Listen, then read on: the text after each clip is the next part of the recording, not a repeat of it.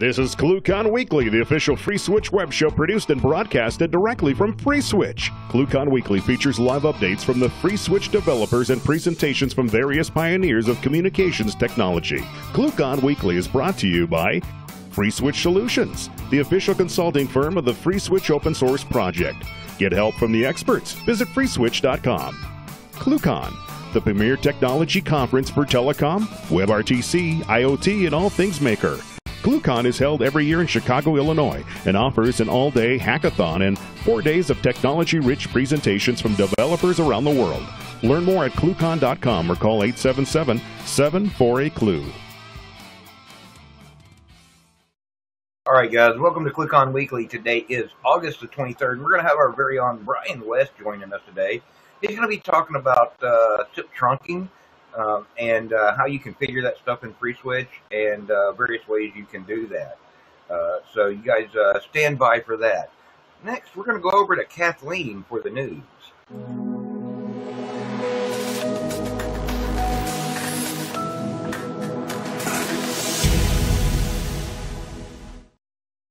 Thanks, Ken. First and foremost, the early bird registration for ClueCon 2018 opens on September 1st, so plan ahead. You already know you're going, so why not save some money? Tickets will be $6.99. Don't miss out. Make sure you keep an eye out for that registration, and just get it out of the way, guys. And then next, Telnex is offering power banks. If you like a Telnex power bank, please visit the link below. This is a ClueCon exclusive power bank. And then if you haven't filled out the post-ClueCon survey, please do. We'd love to hear your feedback. We've already gotten a lot of great comments, and we're very excited about some of them and hearing what you guys have to say. So please fill that out if you haven't already. And we are looking to expand our training selections, and we'll be looking for feedback. Please keep an eye out for some announcements. We will be sending out some links, setting up some meetings. We'd love to know what you think. I'd love to get a little bit of feedback, hear what you guys think about trainings and FreeSWITCH in general. And then for those of you attending AstroCon this year, come and find us. We will be there. We will have a fun little booth set up. Come stop by, say hi.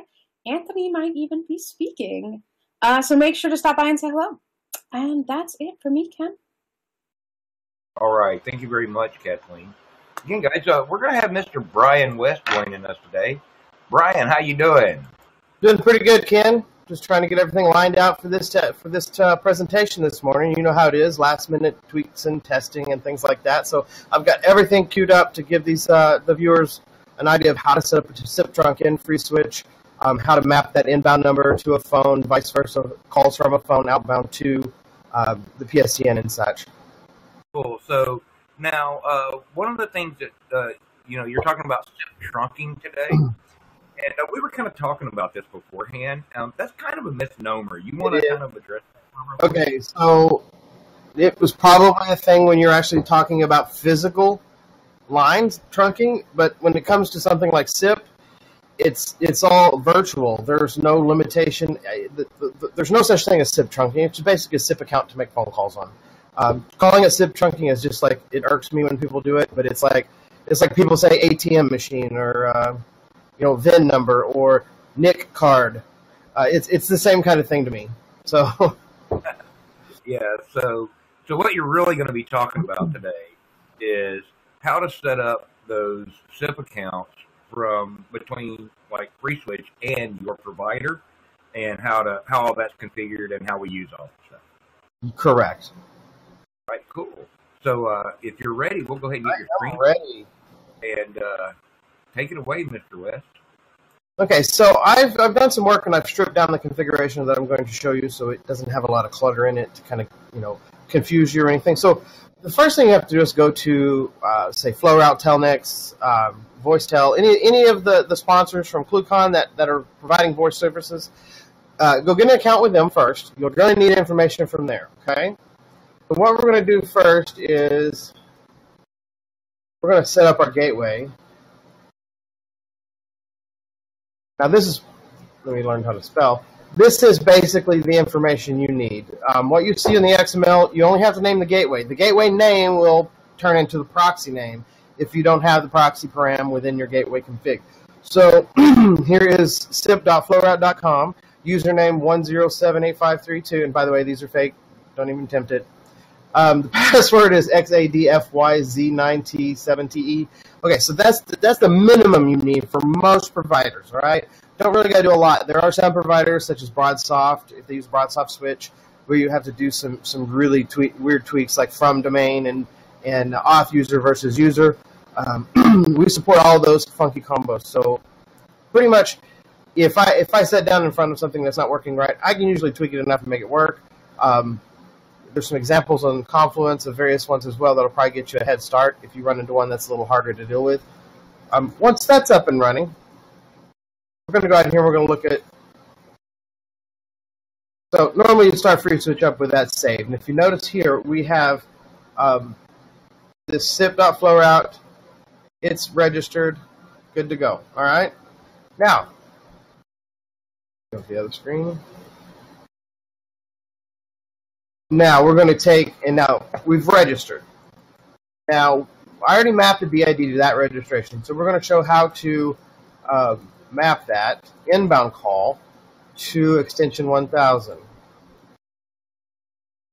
So this is my public, and I forgot to take this out. We don't need none of this crap. All right, so here we have our public context, public extensions, which is 1000 through 1019 in our vanilla configuration in tree. Now you can make all this up. This is not set in stone. But I did another one here for the DID, which is 918-420-9291, which is what FlowRoute's going to send me if you were to call it. So what we do is we condition on that, and I do an action of transfer to extension 1000 XML dial plan default context. So when we open up the default context, you'll notice local extension. Here is, it'll actually hit this. So if you were to call, I'm going to call it here real quick. If we were to call that inbound DID, we're going to watch the CLI. And so you see it came in, and now it's ringing the phone sitting on my desk over here, which is one of the new Yeeling phones that I'm testing, which are really awesome. Then you answer it. You have a phone call mapped, but that's great and all. Now you can't call that number. So now if you wanted to place an outbound phone call from that number to, say, my cell phone, there's another step you have to do. And that is down here. And if you look at our vanilla configs, this is in there as well. So if I were to dial a phone number from the Yeeling phone, and we're going to do that real quick, it's going to match that 11 digits is what I'm going to dial. So we're going to do this.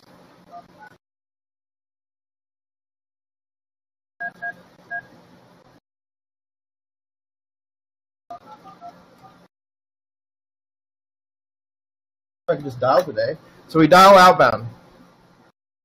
You see, it's already made the phone call and routed it. 2 channels up, show calls, 1 call total. You hang up. Now, the one thing that I've noticed that, I'm trying to also do this on my screen here correctly. One thing I've noticed in the community is the mapping of user to registered user or registered user to the PSTN. You have to think of the user as its own entity, the extension as its own entity, and the inbound call coming in from the ISP as a separate entity that's external to FreeSWITCH. You can have an inbound call coming to extension 1212 and hit the public dial plan. You could take that 1212 and rewrite it and send it to extension 1000. There's no rules that say, you know, your username has to be your DID that's coming in, or there's no rules that say you have to dial the complete 7-digit. You know, normally back in the day you could dial 7-digit numbers and it would be local. You could actually still make that happen with FreeSWITCH. You could actually match the 7 digits, prepend the 1 plus the area code on it before sending it to your provider, allowing you to maybe install FreeSWITCH in a premise where everybody is used to dialing 7 digits, or if they have special, you know, codes like hitting 9 to get an outside line. If you want to continue having everybody within that organization want to, like, for example, if I want to do that 9 example, I'd put a 9 right there. Now, for me to actually call outbound, I'd have to hit 9, then the number I want to dial, and then it would match that, strip the 9 off, and put it down here in the bridge string. So it allows you to be very flexible in what you do. In addition, there's a function in here or a feature when you have mod SMS loaded or mod SMS flow route.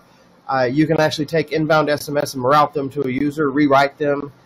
Same, you can take an inbound SMS from a user and send that out as well, rewriting it all within your chat plan like we do. It's basically the same thing we do in a dial plan. Any questions so far, Ken? No, I guess the only question I'd have here, Brian, is I'm looking at your dial plan here, and you have a plus sign before the $1. What's that for? That means I'm sending it to the provider in E.164 format. If you want information about E.164, we'll put a link in the description below. It'll help you understand why when you're dialing international numbers, most of the time you'll hit 011. You can press and hold the 0 on your cell phone until a plus sign shows up. Most phones do this now, so you don't have to really know how to dial in the country, because when you get say you're trying to dial into London and you'll see somebody send you an email that has, a phone number that's 44 something and there's parentheses with a 0 in there, it's local versus, international notation. So you don't really have to know a lot of those things. As long as you send it as E164, you should be fine and no problems getting wherever you need to go. Yeah, so just so I'm clear on this, E164, that's a standard representing international phone numbers for anywhere in the planet, to make it where we don't have to deal with all these silly little dial rules like, do I need an area code, do I need a country code or not, and all that other fun stuff. Yeah, the Wikipedia article covers that really good. There's also another one out there I'll find and put in the description. I think it's Number Plans. Yeah, numberingplans.com. That'll let you even drill down and see what the local exchanges and things are. It's really interesting to see. You can also subscribe. There's an ITU mailing list you can subscribe to where you can get updates to the global numbering changes, which they usually do publish a couple of updates to the numbering plan every month. Depending, it's all over different countries, but you get the global reach and visibility into every change that's taking place on the public telephone network. So, for example, if Germany rerouted a certain exchanges or blocked them out or got rid of them, you would get to see that in those reports that get sent out, which are handy, especially if you're running a telephone company and you need to know these things. You need to be aware of what numbers are premium, what numbers are not premium. For example, there are numbers within the U.S. Dialing plan that end up costing lots of money because they go to the Bahamas or some of those places down through there are on the U.S. numbering plan, and they cost many, many cents a minute. This goes back down to one of the things I talked to at ClueCon about the security in FreeSWITCH, and I'm going to show you what we do. When you set up your FreeSWITCH box, the number one thing you need to do is change your password in vars.xml. I didn't for this demo, but it's right here. And this is a side effect of me showing you how to set up a PSTN gateway on your FreeSWITCH. Change that for one. Also, understand that... let me show you here. And I've said this before. You have external and internal. Again, those are arbitrary names. They're just a collection of SOFIA profile settings that make up a profile. That could be foo and bar for all anybody matters because it's irrelevant. You could create as many of these as you need for various behaviors. I've seen people create 25 different SOFIA profiles, all with different sets of flags for various behaviors so that they can run through all of the various behaviors that they've experienced on the same box without having to stop, restart, tweak, or twiddle with anything. That way they just have them handy at all times. So back to this. Go ahead. Actually, Brian, I've got a question. Can you go back to the gateway configuration? And then on that, here, so you have the username and password here. What do I do, let's say, for setting up a gateway, if I have a static IP and I'm doing IP-based authentication? Do I still need these fields in there? Well, you don't even need a gateway at all if you're doing that. Right. You don't have to configure a gateway. Right, but some people like to configure the gateway because then, we can detect if the other end went down, that kind of stuff. You will have to put a username and password in those. They'll never be touched if the remote end never challenges you.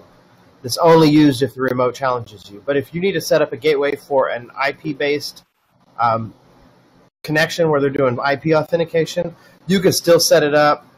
You just set the the gateway name to the IP address. Okay. And whatever you don't even have to do that even.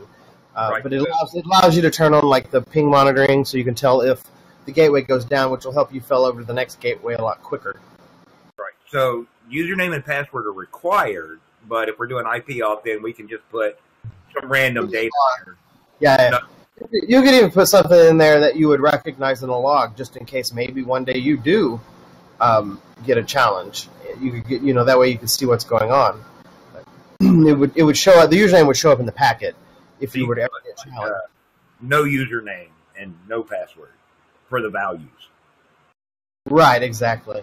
Just put underscore undef underscore if you really want to. Something that that it's undefined, because they are required to set up a gateway.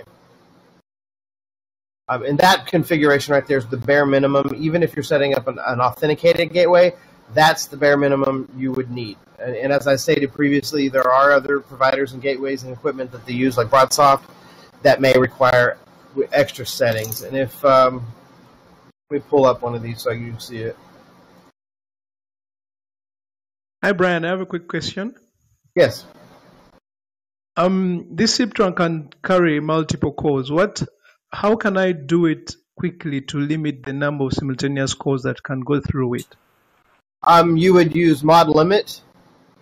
There's various ways you can do it with mod limit. You can do that on inbound only, outbound only, or both. It allows you in the dial plan to set a realm so that you can limit those numbers. And then when the calls hang up, increments or decrements depending on if you're adding or removing calls from that particular gateway. And that mod limit's not directly linked to the gateway itself. It is an arbitrary piece of an arbitrary application within FreeSWITCH that you can put anywhere to count something. Like, say, if you only want 5 people in a conference call, you could set mod limit in front of that and only allow 5 people in until somebody drops off. We're sorry, this conference is full. Goodbye. And then if somebody were to hang up and then somebody calls back, it would let them on through because you would be below the count number or the limit number. All right, thanks. You're welcome. Vanilla. Try to see here. SIP profiles. External. Sample. Here is, and this in here is actually in tree, and the vanilla config is all commented out, but it shows every param you can have on a gateway, such as name, username, realm, from user, from domain, password, extension, proxy, register proxy, expire seconds to register, whether or not you want it to register, what transport you want to use, how many seconds to retry, caller ID in from. There are sometimes when you make an outbound phone call that you need to put the caller ID in the from field. And I'm going to say this: there's only one place that the caller ID number should ever go, and this doesn't make any sense, but it belongs in the from field. But unfortunately, a lot of people have different things and ideas about that. So we have the remote party ID, the preferred identity, or PID. There's various different ways to represent your caller ID to a provider.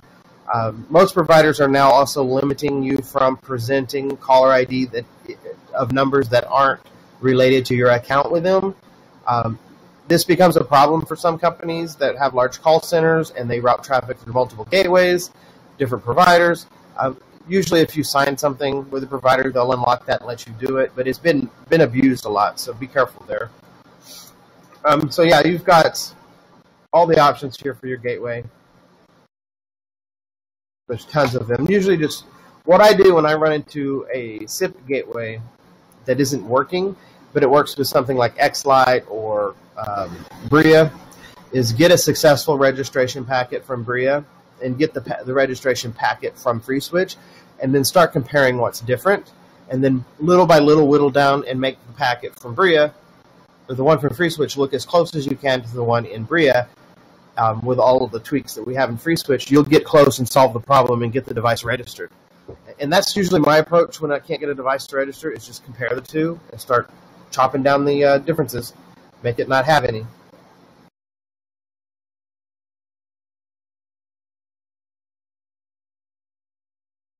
All right, so any more questions, guys? No. Now, if I remember correctly, Brian, you did a video about dial planning a while back that covers a lot of what you're showing off here in the dial plan. Is that correct? Yeah, that one there was specifically, I did one over XML curl that showed you how to serve these dial plans that I have that are static right now dynamically from a web interface, so that you could have FreeSWITCH ask your web server, hey, I've got all of this information, what do I do? And then you take all the information that FreeSWITCH hands you, make routing decisions, and return back the exact XML. You don't have to return back all the XML. You only have to return the one extension or the one item or the one element or the configuration that FreeSWITCH wants. And that's it. That's all you have to do. I've actually seen end users sometimes do this with XML curl, but they still return regular expressions and multiple extensions. You don't even have to do the condition field destination number. You could just do an empty condition, the list of things FreeSWITCH needs to do, close tag, and you're done. You don't have to do anything else. Think about it any further. Just that's it. Right, and cool. And they can find all these videos on the FreeSWITCH YouTube channel. Yeah, so be sure. Yeah, like he just said. What are you pointing at down there, Brian? Click the subscribe button down below, and then there's one with a little bell, the notification one. I think it's over there, or it might be over there. It's the one with a little bell. You'll click it. You'll get a push notification on your Android or Apple or desktop device when we publish new videos every week. Yep. And so, all right, guys. Anybody else have any questions for Brian?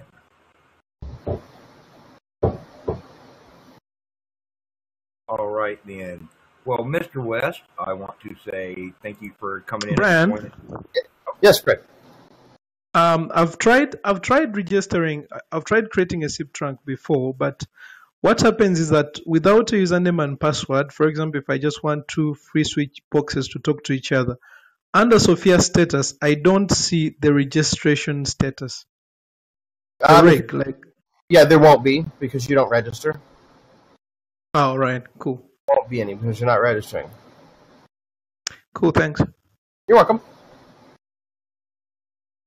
So, all right, Brian. So, if anybody's looking for information on more information on setting up these trunks, where can they find that at? They go to freeswitch.org/confluence.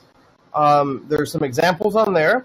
If those examples are not sufficient, you may want to try going to list.freeswitch.org if you're not already a subscriber. Post your question or query there. Now remember, if it's like crashing or doing something that's massively wrong and like either destroys your system you're running it on, that's a bug and that goes in Jira. And you go to freeswitch.org/Jira for that and post that there and not the mailing list.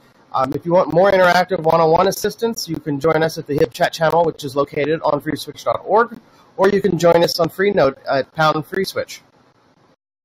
Now, what if somebody wants pro help? Yeah, if that seems all overwhelming and you want some quick results, you can shoot an email to consulting@freeswitch.org, and me or Mike or one of our team members will get back to you. All right. Well, thank you very much, Mr. West. You're welcome. I know we've got a bunch of cool guests coming up.